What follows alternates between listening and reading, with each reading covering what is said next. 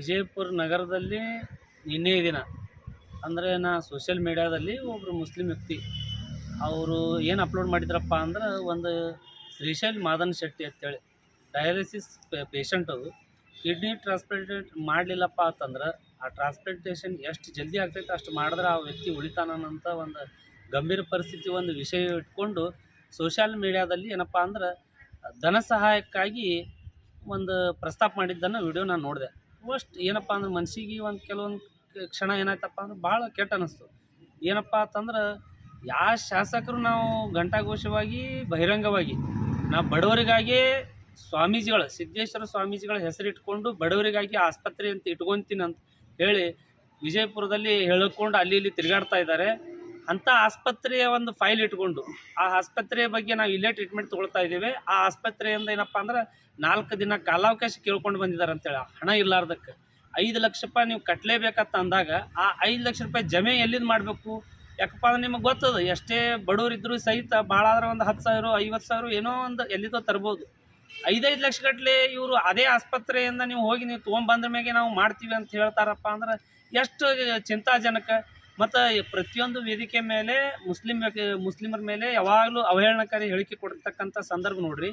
ಅದೇ ಒಂದು ಮುಸ್ಲಿಂ ವ್ಯಕ್ತಿ ಯಾವುದು ವಿಪರ್ಯಾಸಪ್ಪ ಅಂದ್ರೆ ಅದೇ ಹಿಂದೂಗಳಿಗೆ ಒಂದು ಸ್ವಲ್ಪ ಏನೋ ಸಂಕಷ್ಟ ರೋಗದ ಇದ್ರ ಸಂದರ್ಭದಲ್ಲಿ ಅದೇ ವ್ಯಕ್ತಿ ಏನಪ್ಪ ಅಂತಂದ್ರೆ ಎಲ್ಲ ಒಂದು ಜಾತಿ ಭೇದ ಮರೆತು ರಿಕ್ವೆಸ್ಟ್ ಮಾಡ್ಕೊಂಡಾನು ಘಂಟಾಘೋಷವಾಗಿ ಯಾವುದಪ್ಪ ಅಂದ್ರೆ ಸೋಷಿಯಲ್ ಮೀಡಿಯಾದಲ್ಲಿ.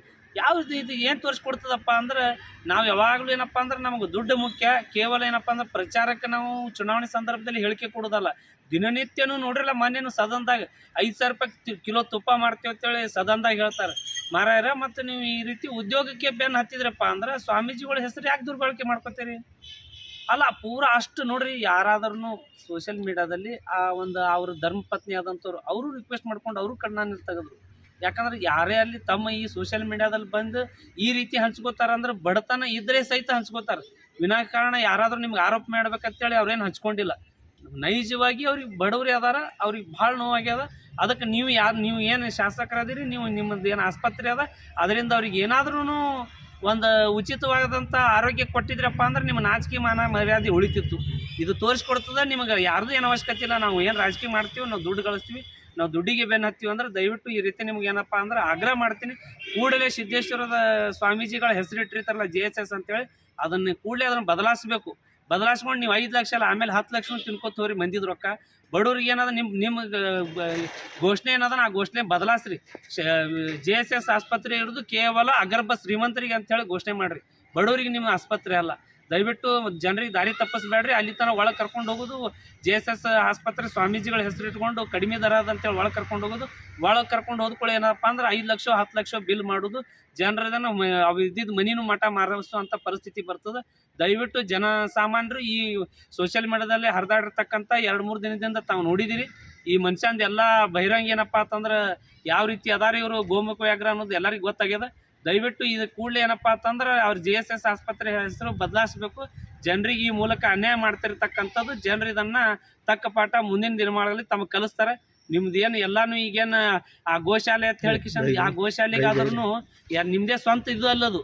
ನಿಮ್ಮ ಗೋಶಾಲೆಯಲ್ಲಿ ಇರ್ತಕ್ಕಂಥದ್ದು ಏನಪ್ಪ ಅಂತಂದ್ರೆ ಆ ಗೋವಿನಲ್ಲಿರ್ತಕ್ಕಂಥದ್ದು ಏನದ ನಿಮ್ಮ ಒಳ್ಳೆ ಭಾವನೆ ಇತ್ತಪ್ಪ ಅಂತಂದ್ರೆ ನೀವು ಆ ಗೋಶಾಲೆದೂ ಏನಪ್ಪ ಅಂತಂದ್ರೆ ಕಮರ್ಷಿಯಲ್ ಆಗಿ ಅದನ್ನು ಬಿಸ್ನೆಸ್ ಮಾಡ್ಕೊಂತ ಹೊಂಟ್ರಿ.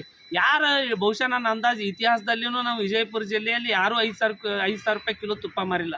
ನೀವು ಮಾರಕ್ಕೆ ಹೊಂಟ್ರಿ ಅಂದ್ರೆ ಅದು MLAದು ಸ್ಪೆಷಲ್ ತುಪ್ಪ ಅಂತೇಳಿ ಅದಕ್ಕಂದ್ರೆ ಬ್ರ್ಯಾಂಡೇ ಹಚ್ಚೋರದಿರಿ. ಜನಸಾಮಾನ್ಯರಿಗೆ ಅನುಕೂಲ ಆಗಂಥ ಗೋಶಾಲೆ ಇರ್ತಕ್ಕಂಥ ಅಂಥ ಗೋಶಾಲೆಯಿಂದ ಏನಾದರೂ ಸೇವೆ ಮಾಡಿರಿ, ಬಿಟ್ಟು ಅದು ದುರ್ಬಳಕೆ ಮಾಡ್ಕೊತೀರಿ. ಸಿದ್ದೇಶ್ವರ ಸಂಸ್ಥಾದಿಂದ ಅದು ಕಟ್ಟಿರಿ, ಸಿದ್ದೇಶ್ವರ ಸಂಸ್ಥಾದಿಂದ ಕಟ್ಟಿದ್ರೆ ಸಿದ್ದೇಶ್ವರ ಸಂಸ್ಥಾದಿಂದ ಜನಸೇವೆ ಮಾಡಿರಿ. ದುಡ್ಡು ಗಳಿಸಕ್ಕೆ ಹೊಂಟಿರಿ. ಆಸ್ತಿ ಮಾಡಿ ಅಂತ ಹೇಳ್ತೀರಿ. ಎಷ್ಟು ಆಸ್ತಿ ಮಾಡಿರಿ? ಸಿದ್ದೇಶ್ವರ ಸಂಸ್ಥಾದು ಬಹಿರಂಗ ಪಡಿಸ್ರಿ. 10,000 ರೂಪಾಯಿ ಎಕರೆ ತೊಗೊಂಡ್ರಿ. ಇವತ್ತಿನ ದಿನಮಾನಗಳಲ್ಲಿ ಕೋಟಿಗಟ್ಟಲೆ ನಾ ಆಸ್ತಿ ಮಾಡೀನಿ ಅಂತ ಹೇಳ್ತೀರಿ. ಎಲ್ಲನೂ ಯಾರೂ ನಿಮ್ಗೆ ಕೇಳೋರಿಲ್ಲ ಹೇಳೋರಿಲ್ಲ ಅಂತೇನು ನಡೆದಿದ್ದ ದಾರಿ ಅಂತ ತಿಳ್ಕೊಂಡ್ರಿ. ದಯವಿಟ್ಟು ಆ ಕಾಲ ಹೋಗ್ಯದ. ಆವಾಗಿನ ಕಾಲ ಈಗಿನ ಎಲ್ಲ ಯಂಗ್ ಜನ್ರೇಷನ್ ನೀವೇನು ಮಾಡ್ಲಿಕ್ಕತ್ತೀರಿ ಎಲ್ಲನೂ ಗಮನಿಸ್ಲಿಕ್ಕತ್ತದ. ಕೇಳೋರಿಲ್ಲ ಅಂತ ತಿಳ್ಕೊಬೇಡ್ರಿ. ಇವತ್ತಿನ ಮಿತಿಗೆ ನಾವು ಬಹುಶಃ ಚಿಕ್ಕವನಾಗಿರ್ಬೋದು, ಇವತ್ತಿಗೆ ಕೇವಲ ಒಂಟಿ ಸಲಗ ಅಂತೇಳಿ ನಾವು ಒಬ್ಬನೇ ಆಗಿರ್ಬೋದು. ಮುಂದಿನ ದಿನಗಳಲ್ಲಿ ನನ್ನ ಹಿಂದೂ ಸಾವಿರಾರು ಜನ ಬೆನ್ನು ಹತ್ತಾರೆ. ಅನ್ಯಾಯದ ವಿರುದ್ಧ ಬೆನ್ನು ಹತ್ತದಾಗ ಯಾವಾಗಲೂ ಜನ ಬರ್ತಾರೆ. ಆದ್ರೇನಪ್ಪ ಅಂದ್ರೆ ಲೇಟ್ ಆಗ್ಬೋದು. ನೀವು ಮಾಡ್ತಿರ್ತಕ್ಕಂಥ ಅನ್ಯಾಯ ಎಲ್ಲರಿಗೂ ಜನರಿಗೆ ಗೊತ್ತಾಗ್ಲಿಕ್ಕತ್ತದ. ತಕ್ಕ ಪಾಠ ನಿಮಗೆ ಮುಂದಿನ ದಿನಮಾನಗಳಲ್ಲಿ ಜನರೇ ಕೊಡ್ತಾರೆ ಅಂತೇಳಿ ಈ ಮಾಧ್ಯಮ ಮುಖಾಂತರ ತಮಗೆ ಎಚ್ಚರಿಕೆ ಗಂಟೆ ಕೊಡ್ತೀನಿ ಸರ್. ನಾನು ಫೋನ್ ಕರೆ ಮುಖಾಂತರ ಏನು ಕಿಡ್ನಿ ಟ್ರಾನ್ಸ್ಪ್ಲಾಂಟೇಷನ್ ವ್ಯಕ್ತಿ ಆದಂಥ ಶ್ರೀಶೈಲ್ ಮಾದನ್ ಶೆಟ್ಟಿಗೆ ಮಾತಾಡಿದ ತಕ್ಷಣ ಅವರು ಏನು ಹೇಳಿದ್ರಪ್ಪ ಅಂದ್ರೆ ಶಾಸಕರಿಗೆ ಭೇಟಿ ಆಗ್ಲಿಕ್ಕೆ ನನಗೆ ಅವಕಾಶ ಸಿಕ್ಕದ, ಮಾತಾಡಿವಿ, ಆದಾಗ್ಯೂ ಸಹಿತ 5 ಲಕ್ಷ ತುಂಬ ಅಂದಾರ ಅಂತ ಹೇಳಿದ್ರು. ನಾನೇನಂತೀನಿ ಅಂದ್ರೆ ಶಾಸಕರೇ ಅವ್ರಿಗೆ ಭೇಟಿ ಆಗಿದ್ದಿಲ್ಲ ಅಂದ್ರೆ ಬೇರೆ, ನಾನೇ ಮಾತಾಡಿ ನಾವು ರೋಗಿ ಕೂಡ ಶಾಸಕರಿಗೆ ಭೇಟಿ ಆದ್ರೂ ಸಹಿತ 5 ಲಕ್ಷ ತುಂಬ ಅಂದಾರ ಅಂತೇಳಿ. ಮತ್ತು ಇದನ್ನು ಏನು ತೋರಿಸ್ಕೊಡ್ತದೆ? ಮತ್ತು ನೀವು 5 ಲಕ್ಷ ತೊಗೊಳ್ಳೋದೇ ಇತ್ತಪ್ಪ ಅಂತಂದ್ರೆ ನೀವು ಜನಸೇವೆ ಏನು ಮಾಡ್ದಂಗೆ ಆಗ್ತದೆ? ಬಡವರಿಗೆ, ಅವು ಶ್ರೀಮಂತ ಅಲ್ಲ, ಪೂರಾ ಆ ಬಡವರಿಗೆ ಆ ವ್ಯವಸ್ಥೆ ಇದ್ರೆ ಮತ್ತು ನೀವು ಶ್ರೀಮಂತರಿಗೆ 20-30 ಲಕ್ಷ ಬಿಲ್ ಮಾಡ್ತೀರಿ ಅಂತೇಳಿ ಇದನ್ನು ತೋರಿಸ್ಕೊಡ್ತದೆ. ಮತ್ತು ಆ ಒಂದು ಏನು ಬಡ ಒಂದು ಕುಟುಂಬಕ್ಕೆ ನಿಮ್ಮಿಂದ ಏನು ಸಹಾಯ ಆದಂಗೆ ಕಾಣ್ತಾ ಇಲ್ಲ ನನಗೆ. ಈ ರೀತಿ ನೀವು ಮಾಡ್ಕೊತ ಹೋದ್ರಪ್ಪ ಅಂದ್ರೆ ಜನರು ಏನಪ್ಪ ಅಂತಂದ್ರೆ ನೀವೇನು ಅದು ಸಿದ್ದೇಶ್ವರ ಸ್ವಾಮಿಗಳು ಹೆಸರು ಇಟ್ಕೊಂಡು ಹೊಂಟ್ರಿ, ಅದ್ರನ್ನು ಭಾಳ ಸಿದ್ದೇಶ್ವರ ಸ್ವಾಮೀಜಿಗಳ ಭಕ್ತರಿಗೆ ಭಾಳ ಮನ್ಸಿಗೆ ನೋವಾಗ್ಲಿಕ್ಕೆ.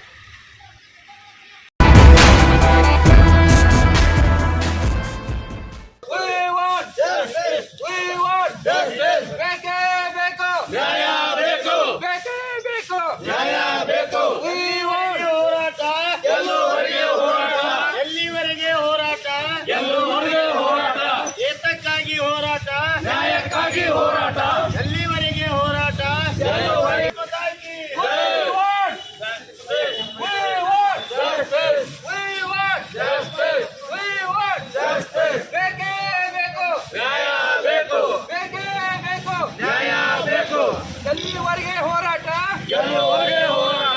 ಎಲ್ಲಿವರೆಗೆ ಹೋರಾಟ?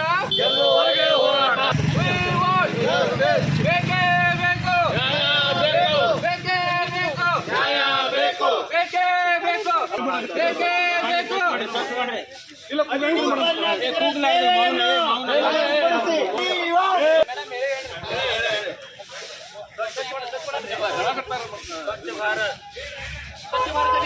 ಏನು ಹೋಯ್ छोड़ो देश है आपको स्लो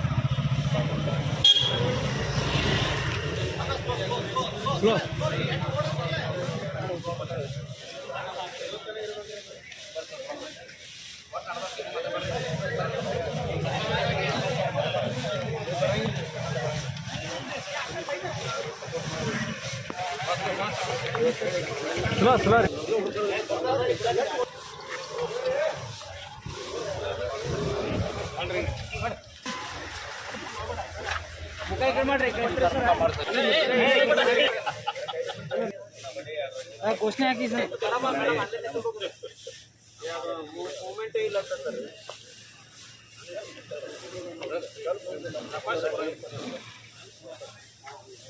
चलने गया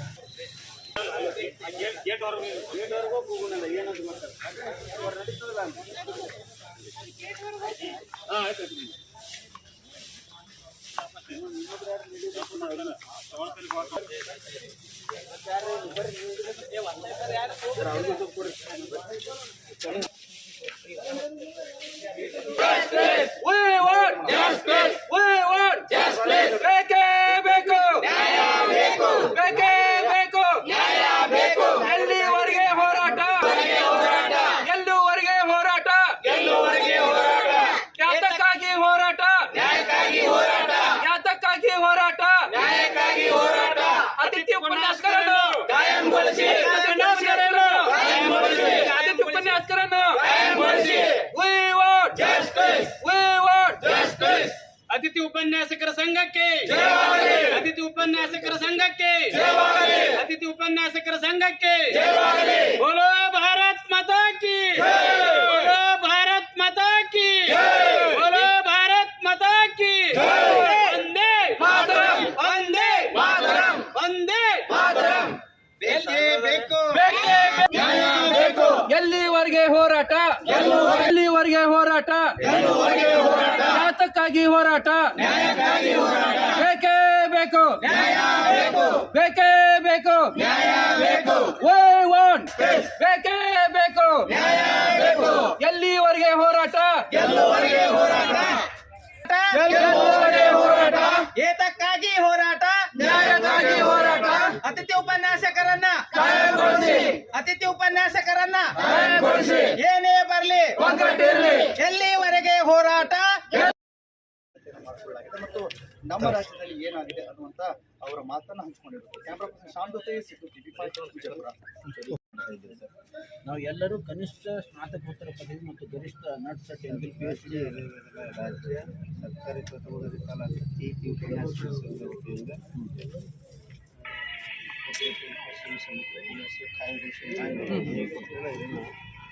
ಜಿಲ್ಲಾಧಿಕಾರಿಗಳ ಮುಖಾಂತರ ಈಗಾಗಲೇ ನಾವು ಜಿಲ್ಲಾಧಿಕಾರಿ ಅವರು ಕೊಟ್ಟೇವೆ ಸರ್. ಕೊಟ್ಟೇವೆ ಸರ್. ಈಗಾಗಲೇ 2ನೇ ಮನೆ ಉನ್ನತ ಶಿಕ್ಷಣ ಸಚಿವರಿಗೆ ಕಾಪಿ ಹಾಕಿದ್ವಿ.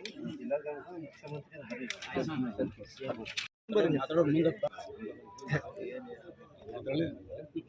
ನಾವು ಅತಿಥಿ ಉಪನ್ಯಾಸಕರು 23ರಿಂದ ಹೋರಾಟ ಮಾಡ್ತಾ ಇದ್ದೀವಿ. 23 ದಿವಸ ಆಯ್ತು. ಈಗ 23 ದಿವಸದಿಂದ ನಾವು ಹೋರಾಟ ಮಾಡ್ತಾ ಇದ್ದೀವಿ.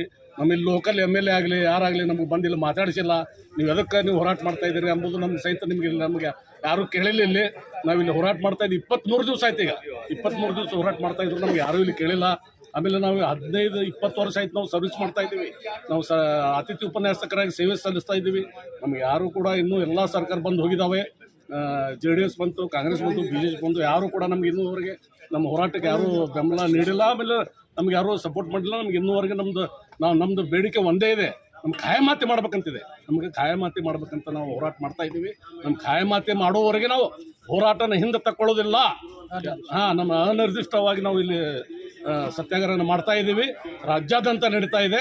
ಆಮೇಲೆ ನಾವು 14,000 ಜನ ಅತಿಥಿ ಉಪನ್ಯಾಸಕರಾಗಿ ಸೇವೆ ಸಲ್ಲಿಸ್ತಾ ಇದ್ದೀವಿ.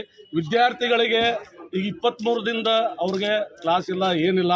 ಆಮೇಲೆ ನಾವೆಲ್ಲ ಅತಿಥಿ ಉಪನ್ಯಾಸಕರಿಂದನೇ ಕಾಲೇಜುಗಳೆಲ್ಲ ನಡೀತಾ ಇವೆ. ವಿದ್ಯಾರ್ಥಿಗಳಿಗೆ ನಾವೆಲ್ಲ ನ್ಯಾಯ ಒದಗಿಸ್ಕೊಂಡು ಬಂದಿದ್ದೀವಿ, ಇಲ್ಲಿವರೆಗೆ ಬಂದಿದ್ದೀವಿ.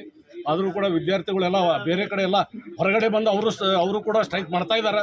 ನಾವು ಇಲ್ಲೆಲ್ಲ ಹುಡುಗರು ವಿದ್ಯಾರ್ಥಿಗಳೆಲ್ಲ ಹೊರಗಡೆ ಬಿದ್ದುಬಿಟ್ಟಾರೆ ಈಗ. ಮತ್ತು ಅವ್ರು ಪಾಠ ಪ್ರವಚನ ಮಾಡೋರು ಯಾರು? ಅವರೆಲ್ಲ 1-2 ಲಕ್ಷ ರೂಪಾಯಿ ಪಗಾರ ತೊಗೊಂಡವ್ರು ಫುಲ್ ಟೈಮ್ದವ್ರು ಇದ್ದರೂ ಕೂಡ ಅಲ್ಲಿ ಕಡಿಮೆ ಇದ್ದಾರೆ. ನಮ್ಮ ಅತಿಥಿ ಉಪನ್ಯಾಸಕರಿಂದನೇ ಕಾಲೇಜುಗಳು ನಡೀತಾ ಇದ್ದಾವೆ. ಎಷ್ಟೋ ಕಾಲೇಜುಗಳು ಎಲ್ಲ ತಾಲೂಕಾ ವೈಸ್ ಎಲ್ಲ ನೋಡ್ರಿ, ಅಬ್ಸರ್ವ್ ಮಾಡಿರಿ. ಕೆಲವೊಂದು ಕಾಲೇಜ್ ಒಳಗೆ ಅತಿಥಿ ಉಪನ್ಯಾಸಕರಿಂದನೇ ಕಾಲೇಜು ನಡೀತಾ ಇದೆ. ಆದರೂ ಕೂಡ ಸರ್ಕಾರ ಎಚ್ಚೆತ್ತುಕೊಳ್ತಾ ಇಲ್ಲ. ನಾವು ಇದು ಉಗ್ರವಾದ ಹೋರಾಟ ಮಾಡ್ತೀವಿ. ನಾವು ಈ ಹೋರಾಟವನ್ನು ನಿಲ್ಲಿಸೋದಿಲ್ಲ. ನಿರ್ದಿಷ್ಟವಾದವಾಗಿ ನಾವು ನಮ್ಮ ಸರ್ಕಾರ ನಮ್ಮ ಬೇಡಿಕೆಯನ್ನು ಈಡೇರಿಸೋರಿಗೆ ನಾವು ಇದು ಸ್ಟ್ರೈಕ್ ಮಾಡ್ತಾ ಹೋಗ್ತೀವಿ. ಅದಕ್ಕೆ ದಯಮಾಡಿ ಸಿದ್ದರಾಮಯ್ಯನವರು ವಿರೋಧ ಪಕ್ಷದ ನಾಯಕರಿದ್ದಾಗ ಅಧಿವೇಶನದಲ್ಲಿ ಅವರೇ ಹೇಳಿದರು, ಇಲ್ಲ ಇವ್ರದ್ದು ಯಾಕೆ ಪರ್ಮಿಟ್ ಮಾಡ್ತಾ ಇಲ್ಲ, ಮಾಡ್ಬೇಕಂತೇಳಿ. ಅವ್ರದ್ದೇ ಸರ್ಕಾರ ಇದೆ, ಅವ್ರು ಮಾಡಲೇಬೇಕಂತೇಳಿ ನಾವು ಕೇಳ್ತೀವಿ. ಈಗಾಗಲೇ ನಾವು ಬೆಳಗಾವಿ ಒಳಗೂ ಒಂದು 10,000 ಜನ ಸೇರಿದ್ದೀವಿ. ಅಲ್ಲಿ ಕೂಡ ನಾವು ಅಧಿವೇಶನ ಒಳಗೆ ಅಲ್ಲಿ ಹೋಗಿ ಸ್ಟ್ರೈಕ್ ಮಾಡಿ ಒಂದು ದಿವಸ ಹೋಗಿ ಅಲ್ಲಿ ಬಂದಿದ್ವಿ. 10,000 ಜನ ಸೇರಿದ್ವಿ ನಾವು. ಅಲ್ಲೇ ಉನ್ನತ ಶಿಕ್ಷಣ ಸಚಿವರು ಬಂದಿದ್ದರು. ಆಮೇಲೆ ನಮ್ಮ ಇಲ್ಲಿ ವಿಜಯಪುರದ ಉಸ್ತುವಾರಿ ಸಚಿವರಾದ MB ಪಾಟೀಲ್ರು ಕೂಡ ಅಲ್ಲಿ ಬಂದು ನಮ್ಮ ಜೊತೆಗೆ ಮಾತಾಡಿದ್ದಾರೆ. ಖಾಲಿ ಬರೀ ನಾವು ಮಾತಾಡಿದ್ರೆ ನಾವು ಕೇಳಲ್ಲ, ನೀವು ಆಶ್ವಾಸನೆ ನೀಡಿದ್ರೆ ನಾವು ಕೇಳಂಗಿಲ್ಲ. ಬರಬೇಕು, ಬಂದು ನಮಗೆ ಲಿಖಿತ ರೂಪ ಒಳಗೆ ನಮಗೆ ಏನು ನೀವು ಮಾಡಿದ್ರೆ ನಮ್ಗೆ ಕೊಡಬೇಕು. ಅಲ್ಲಿವರೆಗೆ ನಾವು ಈ ಹೋರಾಟನ ಬಿಡೋದಿಲ್ಲ. ಕಸ ಹುಡುಗೋರ್ದು ಪೇಮೆಂಟ್ಗಿಂತ ನಮ್ಗೆ ಪೇಮೆಂಟ್ ಇಲ್ಲ. ನಾವೆಲ್ಲ ಕೂಡಿ 12-13 ಸಾವಿರ ದುಡ್ಕೊಂತ ಬಂದಿದ್ವಿ. ಈಗ 1 ವರ್ಷ ಆಯಿತು 32,000 ರೂಪಾಯಿ ಪೇಮೆಂಟ್ ಮಾಡಿದ್ದಾರೆ. ಅವ್ರಿಗೆ ಪೇಮೆಂಟ್, ಕಸ ಹುಡುಗರಿಗೆ ಪೇಮೆಂಟ್ ಇದ್ದ ಸಹಿತ ನಮ್ಗೆ ಅತಿಥಿ ಉಪನ್ಯಾಸಕರಿಗೆ ಪೇಮೆಂಟ್ ಇಲ್ಲ.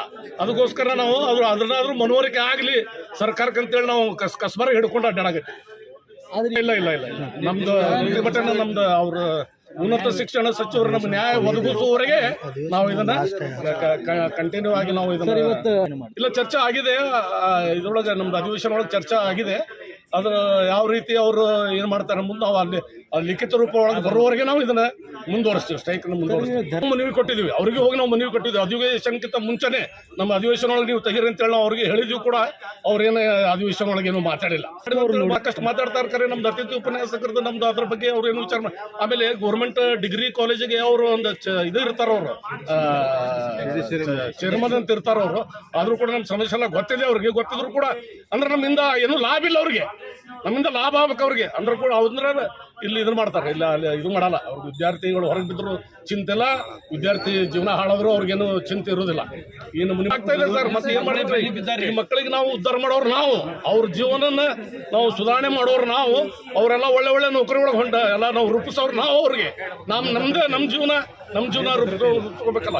ನಮ್ಮ ಈಗ ಅದು ವಿದ್ಯಾರ್ಥಿಗಳಿಗೆ ಇಫೆಕ್ಟ್ ಆಗೋದು. ಯಾಕಂತಂದ್ರೆ ಅಲ್ಲಿ 20 ಮಂದಿ ಫುಲ್ ಟೈಮ್ ಇದ್ರೆ 100 ಜನ ನಾವು ಅತಿಥಿ ಉಪನ್ಯಾಸಕರಿದ್ದೀವಿ.